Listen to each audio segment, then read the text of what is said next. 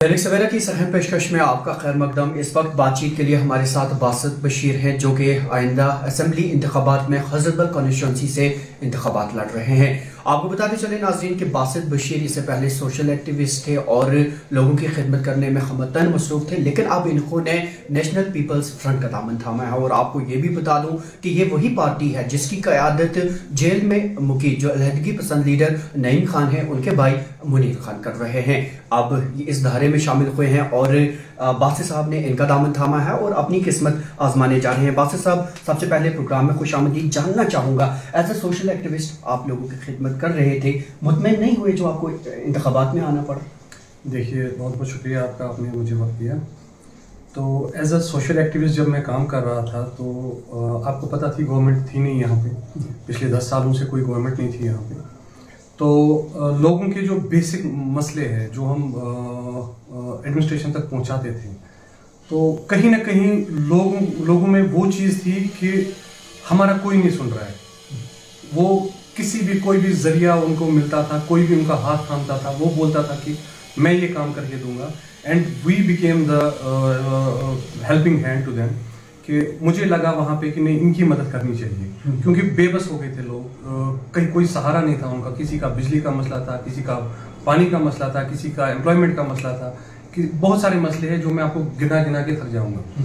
At the end देखिए, अभी जो फ्रेश फेसेस मैं आपको बताता हूँ अपनी पार्टी में जो मैंने देखे यहाँ पे, तभी जाके मैंने भी इस पार्टी का हाथ थामा है, क्योंकि ये एक वाहिद पार्टी वजूद में आई है जिन्होंने फ्रेश फेसेस को मौका दिया है आने में। तो according to the my people, my society जो हजरतबल से है, उनसे मशवरा करके, उनसे सलाह मशवरा करके उन्होंने ही ये बोला कि नहीं, जब आप कुछ ना होके हमारी मदद करते थे तो अभी क्यों ना आप हमारे साथ आके, हम आपको ताउन देंगे, हम आपके साथ साथ खड़े रहेंगे, कहीं पे भी, जहाँ पे भी, जब भी असेंबली होगी या कुछ भी होगी तो हम आपके साथ खड़े रहेंगे। फ्रेश फेसेस की आपने बात की, क्या आप समझते हैं कि फ्रेश फेसेस ही अब इन लोगों की ज्यादा तर्जुमानी कर पाएंगे? देखिए, मुझे तो बोलने की जरूरत नहीं है, आपने खुद देखा होगा जैसे यहाँ की रीजनल पार्टीज ऑलरेडी थी यहाँ पे, तो किसी ने कुछ नहीं किया, सब अपनी कुर्सी के पीछे पड़े रहे। कोई अलायंसेस में बिजी रहा, कोई किसी चीज में बिजी रहा, किसी ने लोगों की तवज्जो नहीं दी। अभी असेंबली इलेक्शंस आ रहे, अभी आप देखिए कितनी भागा दौड़ी हो रही है कि हमें वोट दीजिए, हमें ऐसे कीजिए, हम ऐसे करेंगे, हम वैसे करेंगे, हम आसमान उतार देंगे। लेकिन ग्राउंड जीरो पे वो इस टाइम कहीं पे भी एग्जिस्ट नहीं करते हैं। ये लोगों ने दिखा दिया है उनको, जब भी वो कोई पार्टी का लीडर जाता है। रिसेंटली आपने देखा होगा अबकतल में जो कल इंसिडेंट हुआ था, कि उनको क्या बोला, क्या किया आपने। दैट इज द रीजन लोग ये चाहते हैं कि एक चेंज हो, एक नए फेसेस हो, जो लोग इन पार्टियों से उकता गए हैं, अब वो नए फेसेस को एग्जैक्टली जो भी नए फेसेस हैं, they will get the benefits अभी इलेक्शंस में। जो पुरानी जो भी सियासतदान है या कुछ है, दे विल बी रिजेक्टेड। लेकिन पार्टियां तो कैडर से मजबूत होती हैं। आपकी कॉन्स्टिट्यूंसी की बात करें, एक जानिब सलमान सागर साहब है, दूसरी जानिब आसिया नक्काशी, कैसे मुकाबला करेंगे? देखिए, आपने इन पार्टीज की बात की जो इस कश्मीर को बर्बाद करने में जिनका पहला हाथ है। बात लोग जब समझते हैं कि ये पार्टी सिर्फ इलेक्शन में खड़े होने पे सामने आते हैं, लोग क्यों तंग आ गए हैं। आपने ग्राउंड में भी देखा होगा लोग क्यों तंग आए, लोग क्यों पार्टीज को रिजेक्ट कर रहे हैं। तो आप अभी देखिए, बीजेपी का पिछले 10 साल से वो काम कर रहे हैं यहाँ पे। अगर डेवलपमेंट हुई, अगर कोई भी चीज हुई, तो कहाँ पे डेवलपमेंट है, लोग क्यों नहीं एक्सेप्ट कर रहे हैं उनको। तो हमारी पार्टी जो रीजनल पार्टीज है यहाँ पे, उनकी तो बात ही नहीं है, वो तो कब के एग्जॉस्ट हो करके उनका तो यही कहना है कि हम लोगों की तर्जुमान है, और खासकर दफा 370-35 की बात करते हैं, उसकी रिस्टोरेशन की बात करते हैं। आप क्या रोड मैप लेके जा रहे हैं? देखिए, 370 किसने तोड़ा? 370 पे PHDD किसने बनाई? उन्होंने बनाई जब उनको एक दूसरे पे एतमाद नहीं है। तो वो कैसे लोग बोल सकते हैं कि समझ सकते हैं, अभी लोगों ने समझा है कि ये लोग जो 10 लोग मिलके एक PHDD को नहीं चला सकते, ग्रुप को नहीं चला सकते, वो कश्मीर को क्या चलाएंगे? आपके कहने का मतलब जो वो 370 और 35 की बात करते हैं, वो सिर्फ लोगों को बहलाने के लिए, बेवकूफ बनाने के लिए। कैसे करेंगे वो, मुझे बताइए आप, कैसे करेंगे वो?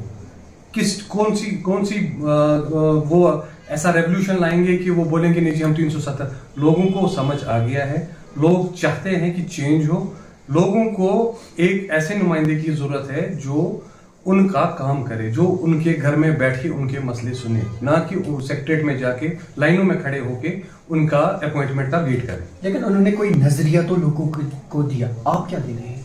देखिए, हमारा नजरिया ये है कि जैसे आपने अभी बात की 370 की डेवलपमेंट की, हम ये बात करते हैं कि हम ग्राउंड जीरो से उठ के आए हैं। ग्राउंड जीरो पे हमने देखा है क्या डिफिकल्टीज है लोगों में, क्या परेशानियां हैं लोगों में, क्यों डिलेमा में है लोग, कहाँ जाए कैसे जाए।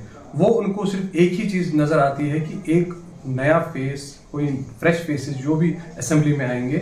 इतने सालों 70 सालों से उन्होंने इनको आजमाया है, लेकिन अब वो चाहते हैं कि एक मौका इनको 5 साल का दिया जाए ताकि वो अपने आप को प्रूव कर सके। लोग उकता गए हैं इस तरह की बातें सुनते सुनते। अक्सर लीडर जब भी आते हैं बोलते हैं हम ये करेंगे वो करेंगे, लेकिन जब वक्त आता है भूल ही जाते हैं।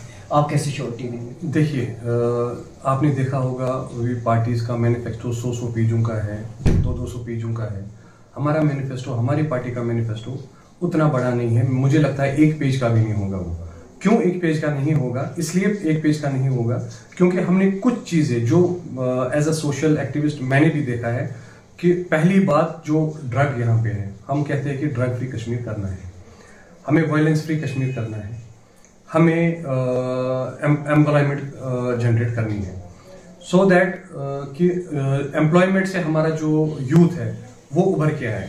क्योंकि आप देखिए इस टाइम लोग इतने परेशान हैं। मैं यूथ की बात कर रहा हूँ जो जिनके साथ मेरा उठना बैठना है, वो घर से बाहर नहीं आते क्योंकि उनको पता है अगर हम कहीं पे जाए हमारा 100 रुपये खर्चा है, क्योंकि उनके पास वो जरिया ही नहीं है, उसके बाप के पास वो जरिया नहीं है कि वो एक 100 रुपये बच्चे को दे, वो कहीं पे जाके कहीं कॉलेज जाना होगा या कुछ जाना होगा, उनके पास वो जरिया ही नहीं है।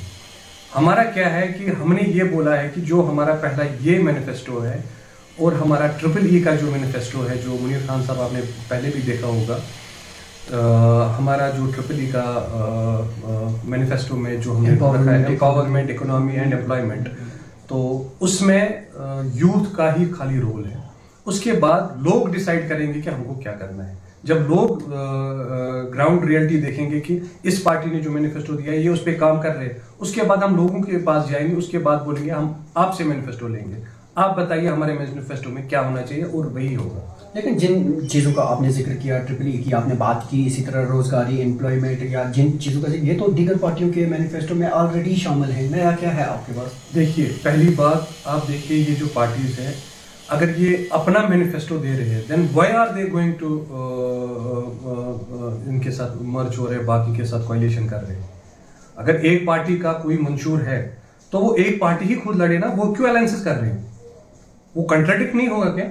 आप अलायंस के खिलाफ जा रहे हैं? जी, हम तो किसी के साथ अलायंस नहीं है, हमारी किसी के साथ अलायंस नहीं है। मैं ये लोगों को समझाना चाहता हूं कि अगर कोई पार्टी आपको 200 पेज का मैनिफेस्टो दे रही है, यहां से दूसरी पार्टी तीसरी पार्टी के साथ वो अलायंस कर रही है, तो how come that manifesto is variable in the. लेकिन आपकी पार्टी के सदर तो कहते हैं कि जो हमारे इन नकात के हमाहंग होगा हम उनके साथ अलायंस करने के लिए तैयार। बिल्कुल, टिल नाउ, मैं आपको टिल नाउ की बात कर रहा हूँ, अभी तक हमने किसी के साथ, बट जो भी हमारे हम ख्याल जो भी पार्टी होगी, पहले मुझे नहीं लगता कि ऐसी कोई पार्टी होगी जो हमारे हम ख्याल है, जो एज अ सोशल वर्कर मैंने अभी तक देखा है या अभी पॉलिटिक्स में आके मैंने देखा है, लेकिन ऐसी कोई पार्टी नहीं है अभी तक जो हमारे हम ख्याल होगी।